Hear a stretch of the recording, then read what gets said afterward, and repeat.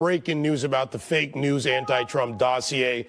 Byron York from the Washington Examiner now reporting that House Intelligence Chairman Devin Nunes is issuing a subpoena to David Kramer. He's a former State Department employer with ties to Senator John McCain. And according to York, Kramer traveled to London in November of 2016 to meet with then dossier author Christopher Steele. Kramer then gave the dossier to Senator McCain when he returned to the U.S. And Byron also reporting that during a December interview with House Investigations, Kramer said he knew the Russian sources Steele used in the dossier, key point, but refused to name them. Also tonight, congressional Republicans continue to call out the bias in the Russia investigation.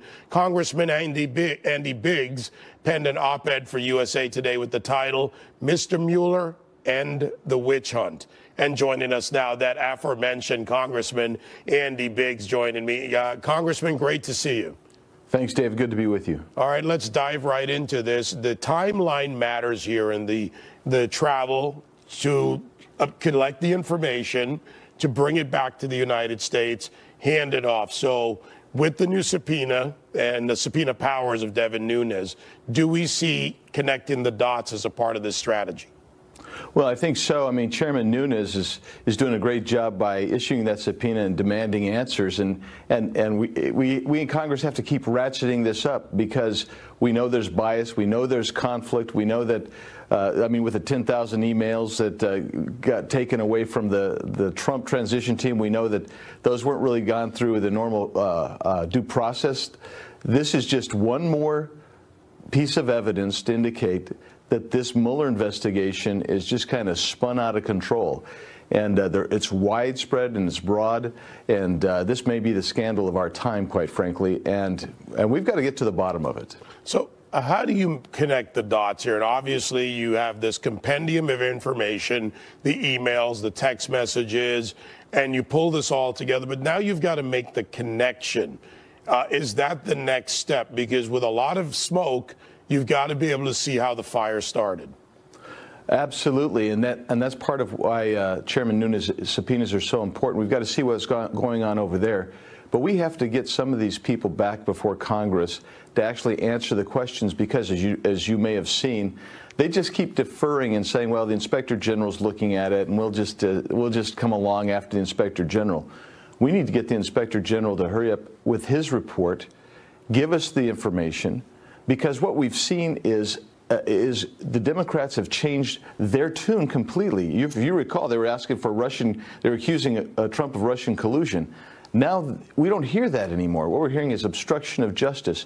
This has got to be brought back to a focused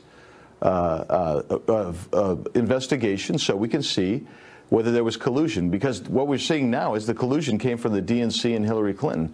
What we're seeing is that there were actually people at the highest level of our government trying to manipulate the election. That's what it appears to be. So we have to connect the dots. We need to keep bringing these people in, and we have to put it together. And right now, they're refusing to answer our questions with the cover of, oh, this is under the Inspector General's investigation. That's a real problem for us. You know, going back to the genesis of this, it began, of course, the Russians, we know this, they try to interfere with elections all around the world. That said, that's kind of an established fact for many years. But this began as a counterintelligence operation looking into Russian interference. That means that any and all in the campaigns, whoever were touched by this, should be investigated.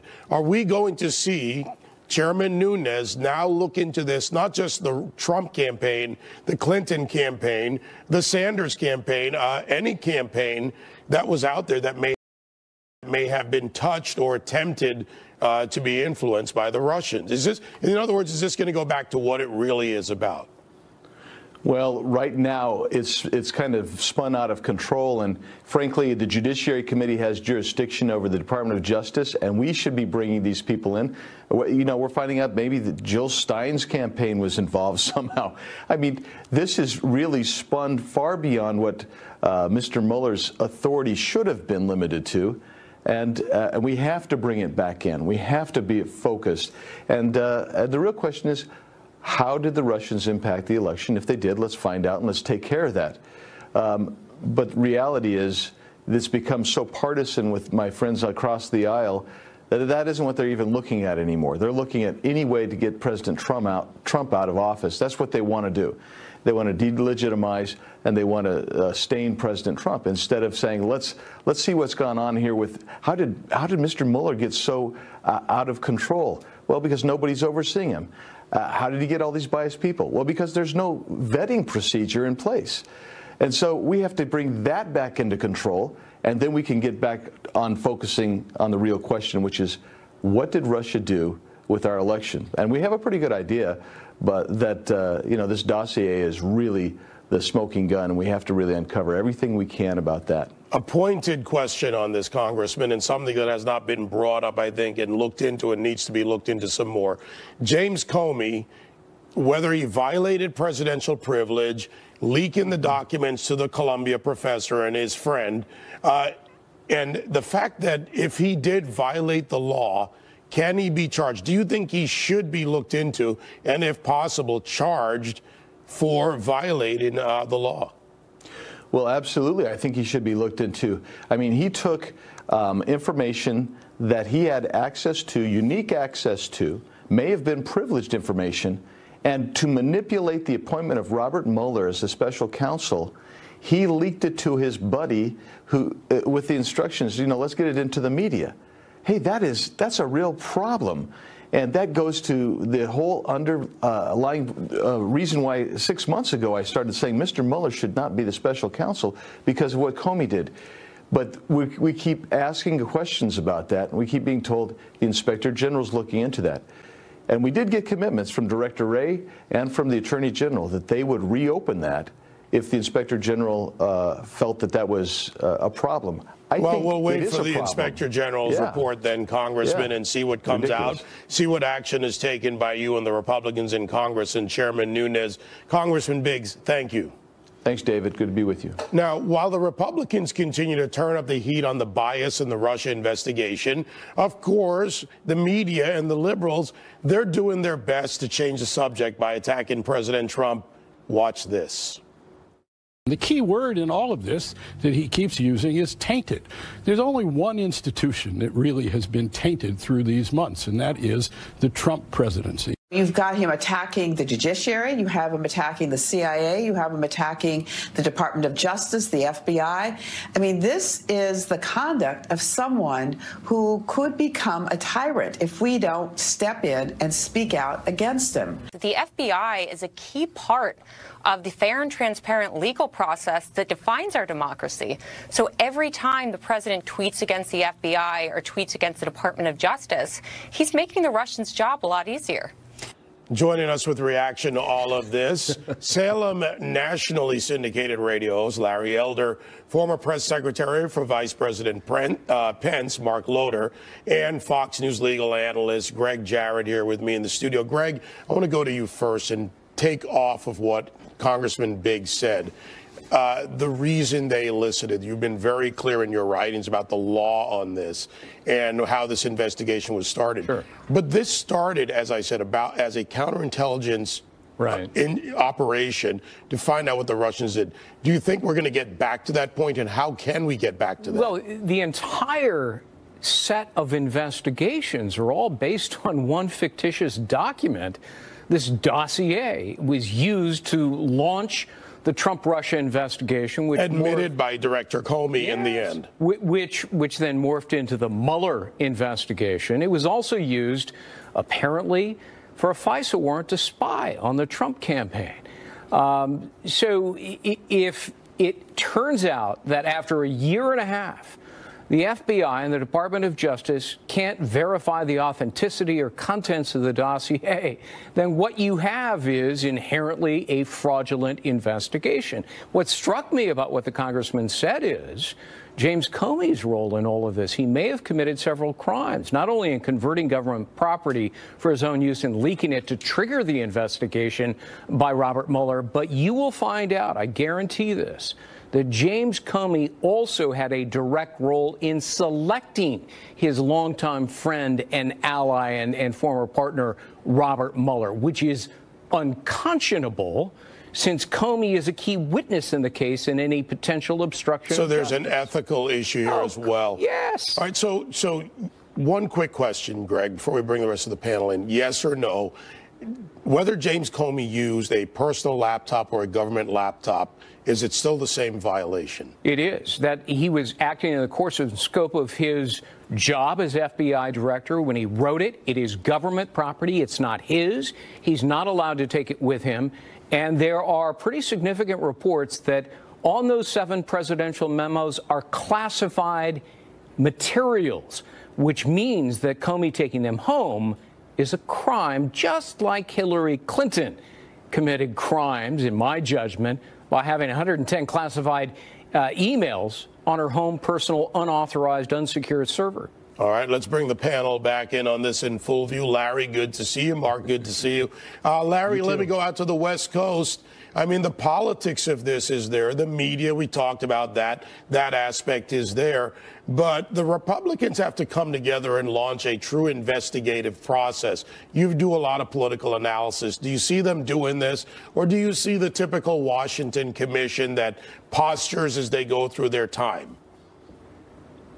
I think, David, at this point, there's been so much, as Donald Trump put it, taint on this investigation that most Republicans right now are content to let the thing play out. All of these problems regarding the biased people that were involved in the investigation, this phony dossier that Greg was talking about, let the thing play out. Republicans are not going to believe it. Democrats already want him impeached. Independents are sort of in the middle. You're not going to find 2/3 senators willing to throw Donald Trump out of the office in the unlikely event that Democrats take over the House and impeach him. So let it go. Let Donald Trump stick to the knitting, which is to get this economy humming along at 4% GDP. And in 2020, he'll be overwhelmingly reelected. I think that's how most Republicans are playing this right now. And I think it's a perfectly valid and sensible way of playing it. Let it play out. All right, let's take it right inside the White House, or a former in this case. Mark, you and I have talked about this on my radio show, a host of topics, looking at it from the administration's point of view, and you've been there for both POTUS and VPOTUS.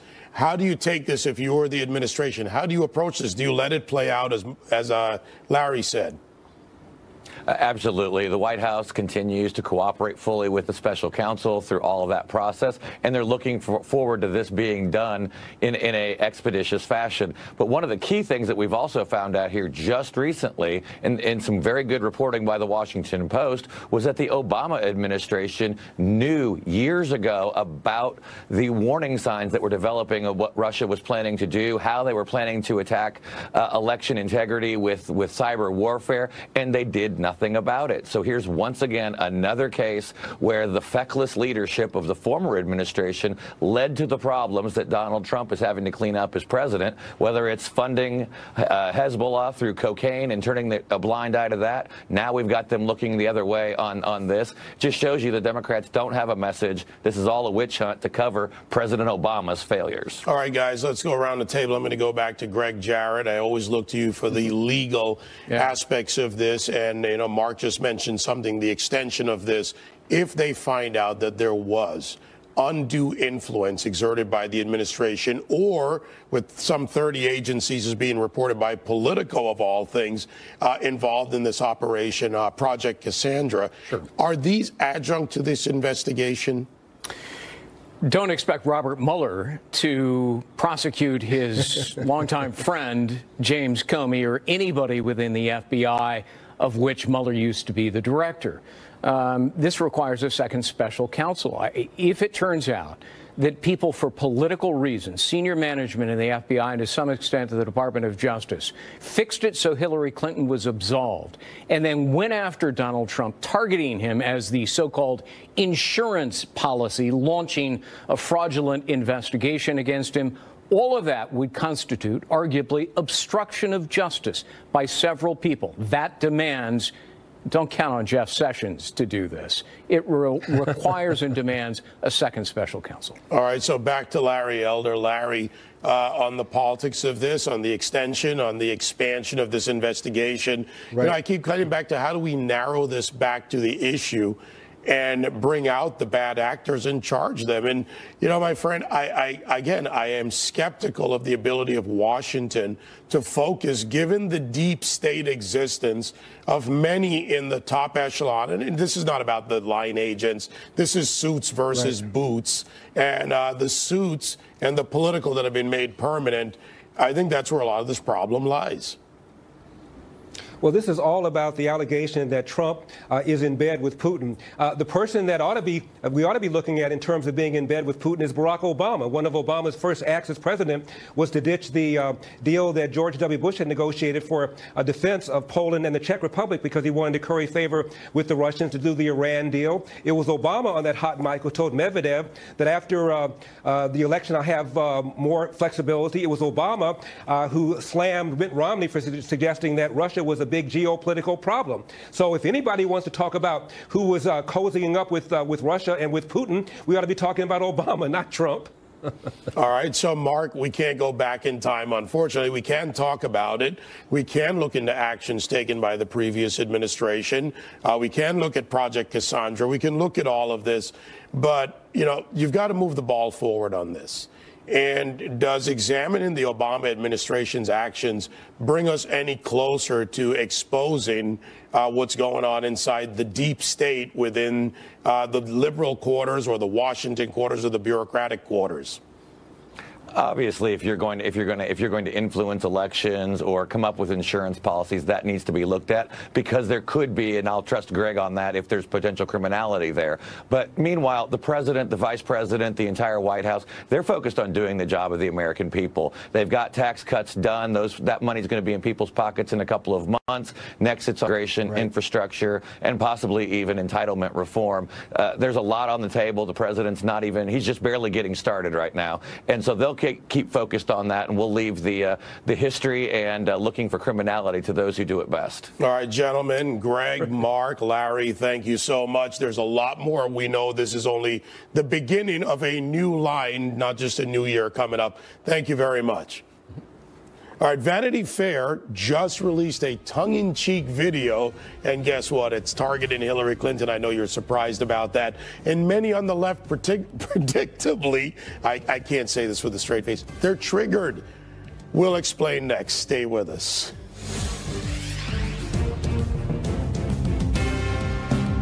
Fox News Channel is bringing you an all-American news. And that for a mainstream media outlet just 2 days before Christmas. The magazine actually posted an online video poking fun of Democrats, or a Democrat specifically, Hillary Clinton. Watch this.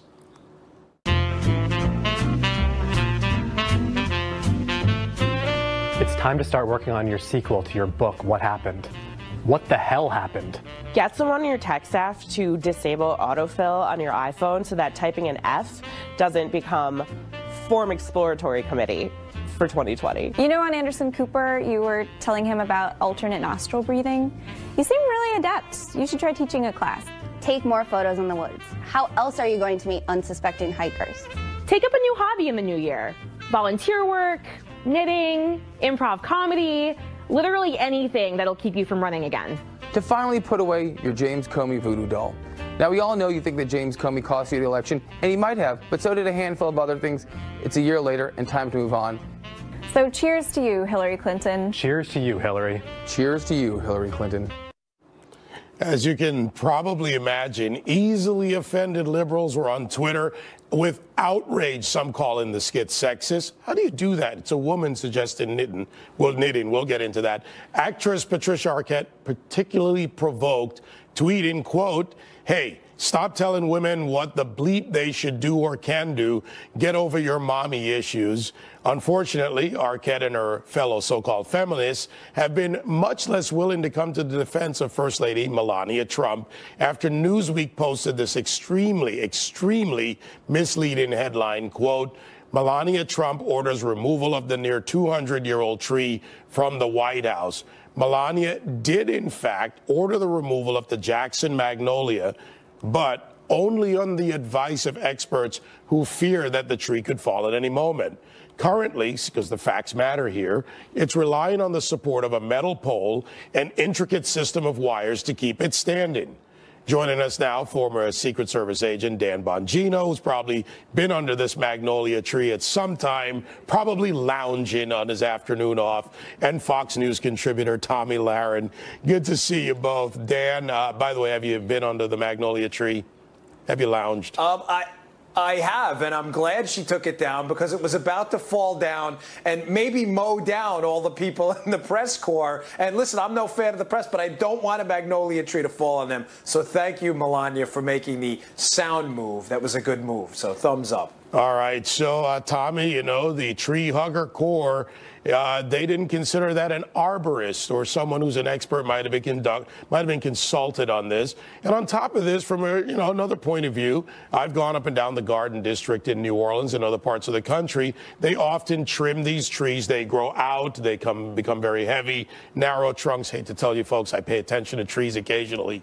But, Tommy, this attack on the First Lady, vastly different by the triggered left and so-called feminine defenders.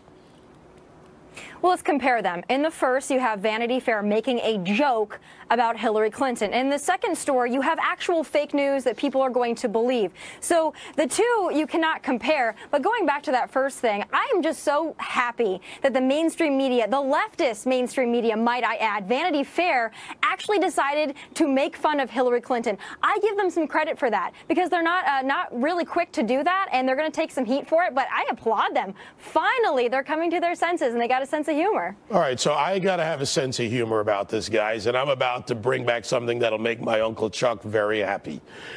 Knitting, right? It's supposedly sexist because according to Vanity Fair and the woman who suggests knitting in the video, it's sexist to suggest that to Hillary Clinton. Men do knit, and here's Rosie Greer to prove that. You like working with your hands?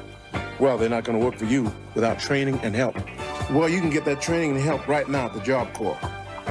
Now, I'm not talking about needlepoint. I'm talking about training in over 100 different well-paying skills and trades. And don't worry about people laughing at you. Get your training at the Job Corps. Rosie, you're so smart. I know. All right, so whether it's knitting or it's needlepoint or what, look, I don't know the difference, but guys do it too. The whole point is I'm mocking them a little bit here because the idea that it's sexist and you're triggered, Dan, just because you use the word is where the left, they put us in boxes.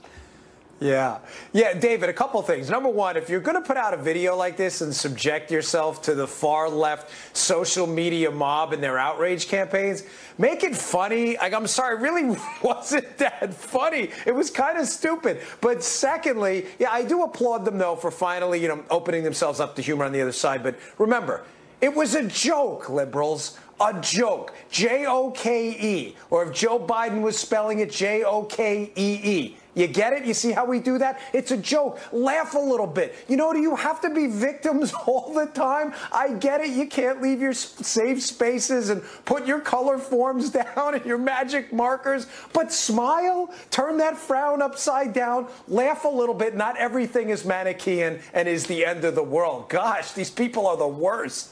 All right, so Tommy, and you've taken a lot of heat in the media yourself as a conservative woman. Are they going to change their behavior, or is it really that far gone on the left that the so-called feminine defenders will not defend women first, but separate them by their political categories? And by the way, the First Lady, by all accounts, successful. She speaks 5 languages. She's accomplished. This is someone who should be a story. Well, it's a very selective brand of feminism the left likes to use time and time again. Do I expect it to change? Absolutely not. But going back to the humor of the whole thing. Now, this is the left. This is a group of people, Kathy Griffin included, who thought it would be funny, thought it would be a joke to decapitate President Trump and pose for art. But now if we make fun of Hillary Clinton going in the woods or going to Whole Foods suddenly, that's below the belt, I'm sorry. I don't quite see it the way they do. I don't expect them to change, but I love triggering them because I just get really a kick out of it. Well, we've definitely created several microaggressions right here for many on the left. I'm okay with that. All right, guys, let's look a little bit ahead to 2018. The strategy seems to be, as Obama did, as liberals do, put everybody in boxes, Tell them this is your interest. Dan, first to you. Is this successful strategy for him? You know, it was in the past, David, when the Walter Cronkite, Tom Brokaw era, when they had a monopoly over media. But the problem with the strategy, that in essence is this: don't vote for us. Vote against the Republicans because they hate you. That's the Democrats' motto and has always been their motto. The problem with that is as the monopoly starts to break down and information is disseminated through this channel that focuses on more fair and balanced stuff, you have, Breitbart, Conservative Review, the Daily Caller. People are getting their information from different sources. So the short answer is no, it's not going to work in the future. Their information monopoly is breaking down and breaking down fast. So, Tommy, to take that and go further, do the Democrats have another strategy in place going into 2018 and looking at the midterms? They don't. They absolutely do not. Let's think about what they've done in 2017. They've protested. They've resisted. They voted against a tax break for 80% of Americans. Let's see. They voted to pardon illegal immigrants in California, or their leaders have decided to make those decisions. So they really have no platform. They have no agenda. All they want to do is resist. It's going to be really hard to win an election in 2018 or 2020 when the only thing that you have, the only thing you're promoting is identity politics and resistance. Meanwhile, Donald Trump is winning for all Americans. I'm really excited to see how these next elections are going to come out. Dan, Tommy, great to see you, and we'll do this again soon. Thanks.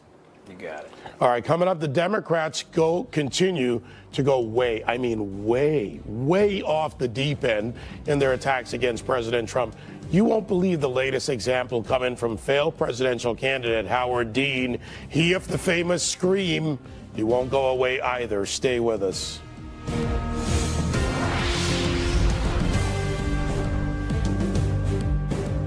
Your brain changes as you get older, but in the case of builders, in the case of farmers, and so many others, they can now go back and do their job. So we have the all-time record for stopping ridiculous regulations, and we're very proud of that record. That's one of the reasons the stock market is up, at a record level. Welcome back to Hannity. President Trump earlier today touting action he's taken on the economy. It's helped the stock market reach all-time highs. You won't hear most Democrats acknowledge accomplishments like this. They've spent the year relentlessly attacking the president, some pushing for his impeachment. Others have gone as far as calling him a criminal. Take a look at what former DNC chairman Howard Dean said about President Trump last night. It's pretty clear that he is shaking down foreign governments, or his staff is shaking down foreign governments who have moved their events to his hotel in Washington at somebody's bequest in order to get favors. This guy, I've said for a long time, I think he's running a criminal enterprise out of the White House, and I think that's what Bob Mueller's on the track of.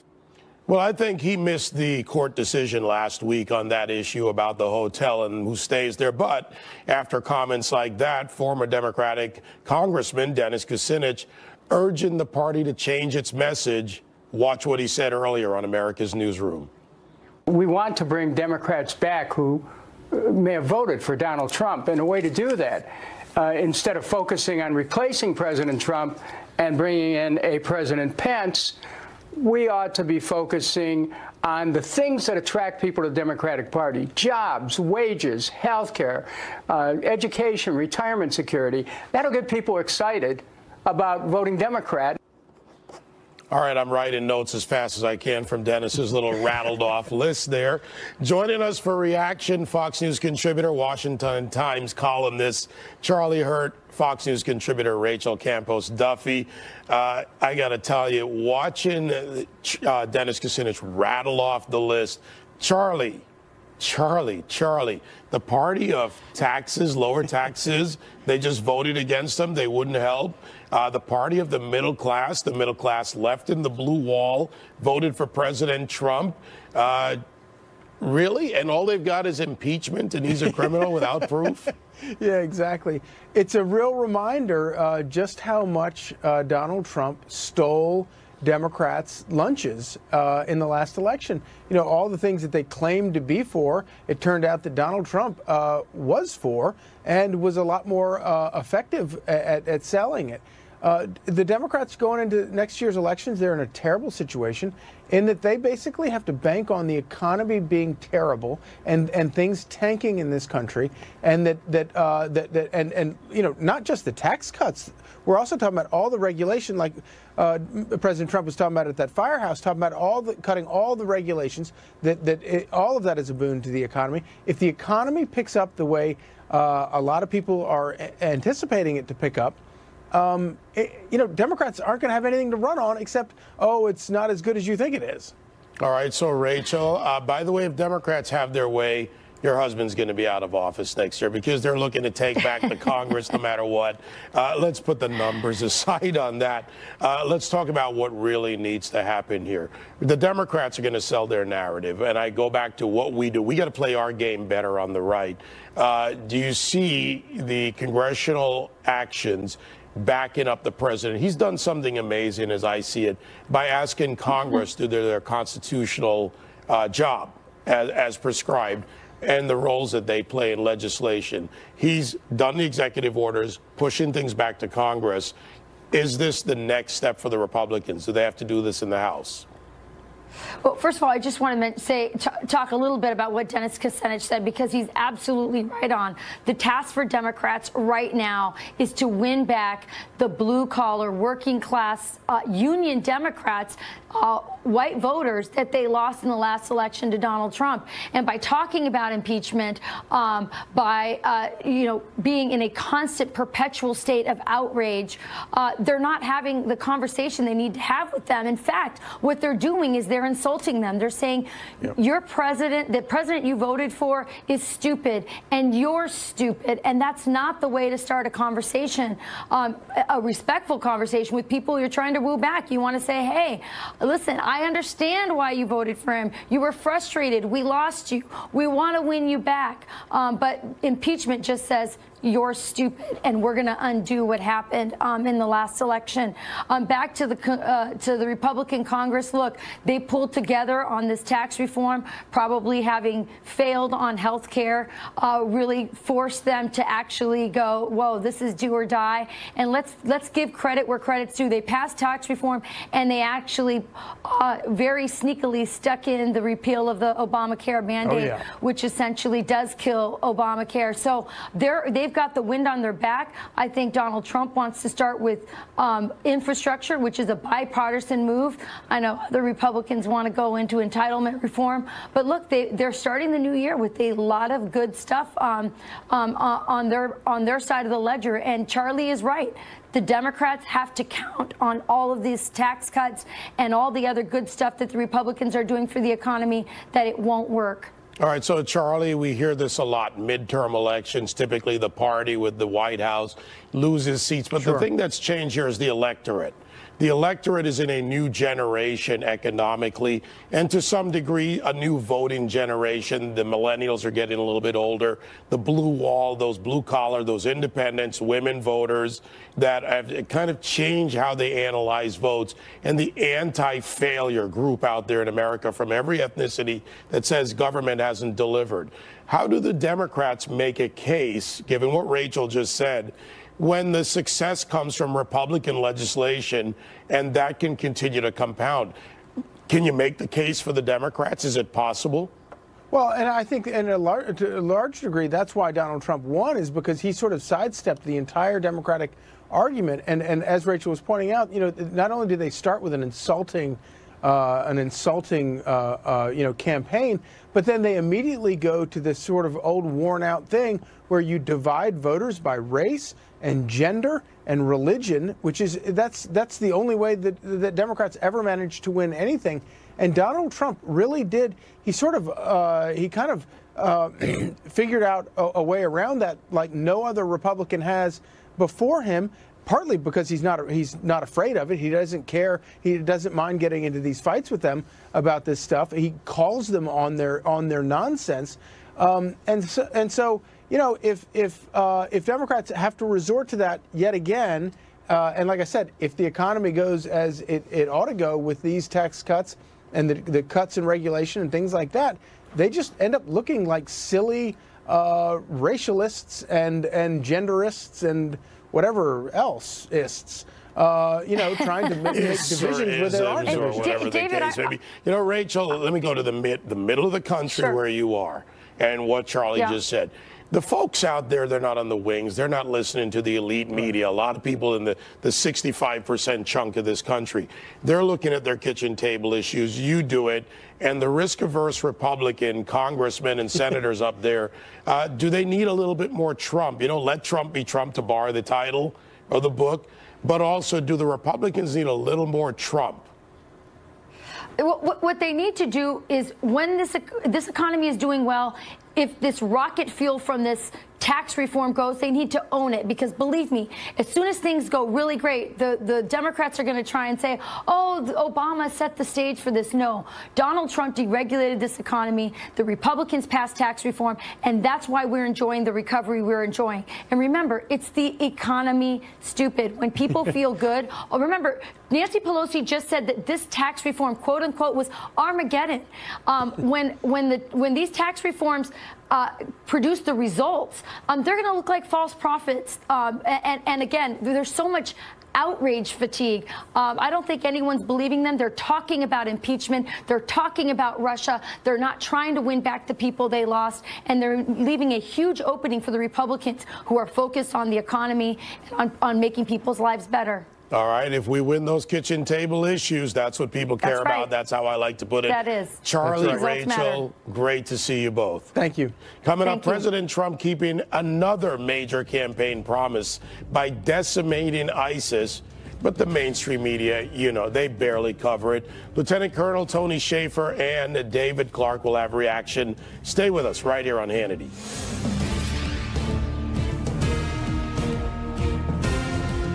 Fox News Channel is bringing you an all-American New Year celebration from New York City and around the country. Catch the biggest live performance. America will also be a safe society. We will protect our borders at home. We will defeat ISIS overseas. ISIS is carrying out a genocide against Christians in the Middle East. We cannot let this evil continue. ISIS must be destroyed. We're getting rid of ISIS. We are getting rid of ISIS. ISIS is, we have no choice. Welcome back to Hannity. President Trump on the campaign trail throughout 2016, promising the American people that his administration would crush ISIS if he was elected, and it looks like he's kept his promise. According to U.S. military officials, the Islamic terror group has lost almost all of its territory, 98% to be exact. Half of that territory having been recaptured since President Trump took office less than 1 year ago. Also, the latest American intelligence assessment states that fewer than 1,000 ISIS fighters remain in Iraq and Syria. That's down from a peak of nearly 45,000 2 years ago. President Trump praised the U.S. military's campaign against ISIS just a few days ago. Let's take a look at this.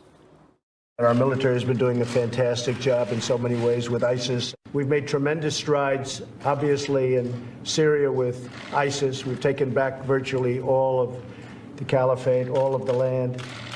Same thing in Iraq, and we're making tremendous strides. It's sort of the unwritten story right now.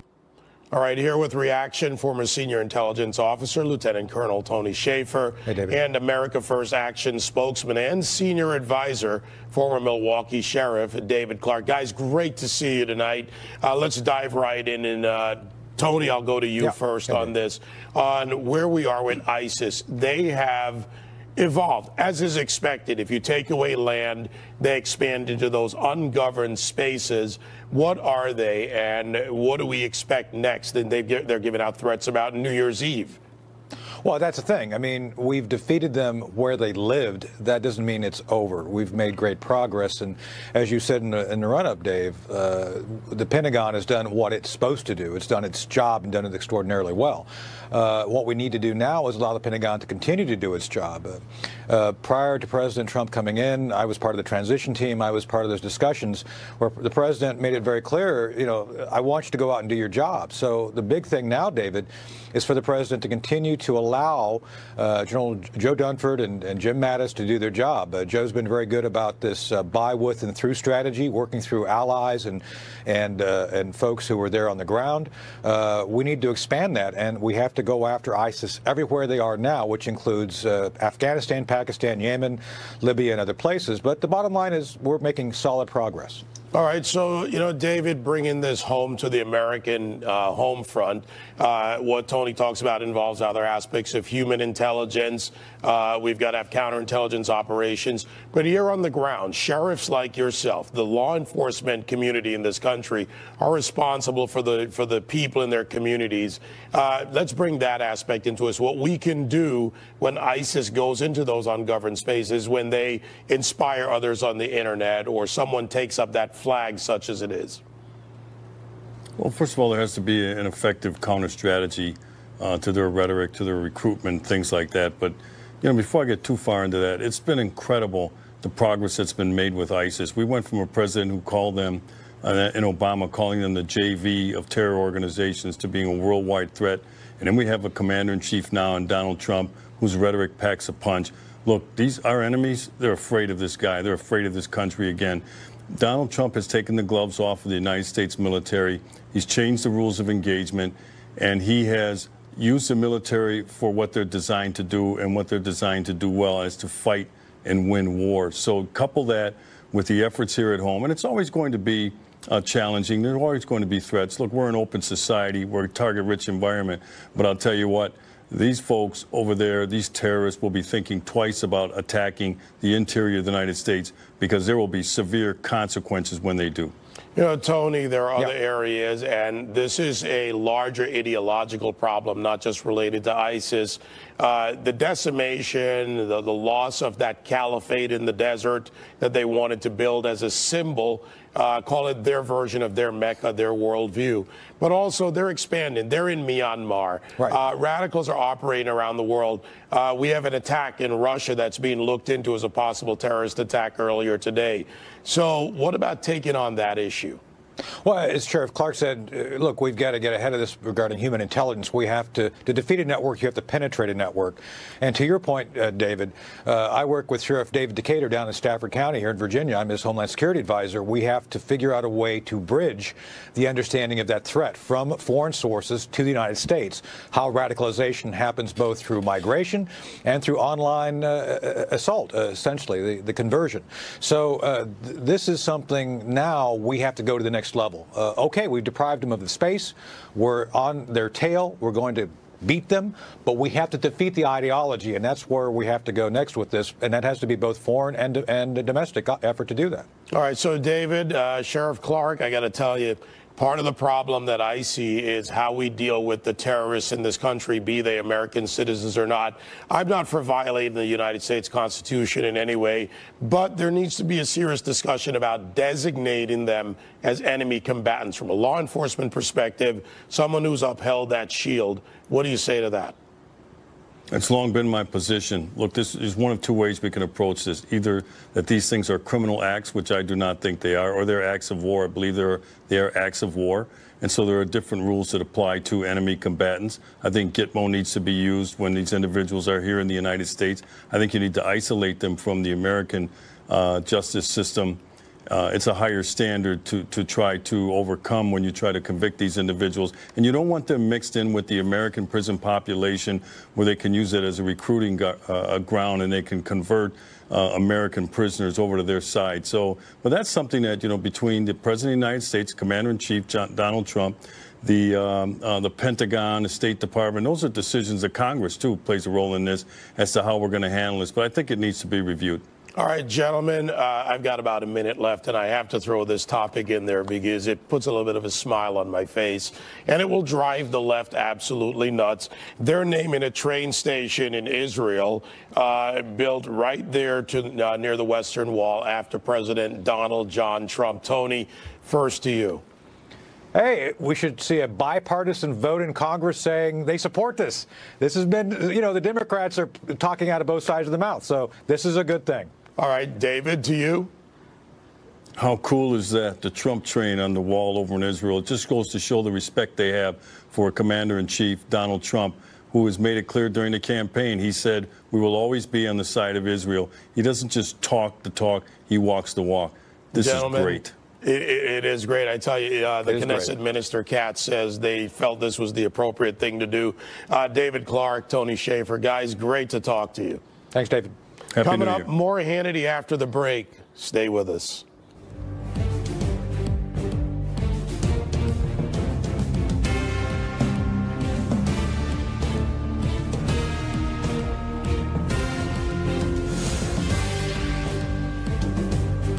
It's here. The Publishers Clearinghouse $5,000 a week forever prize is guaranteed to be awarded in just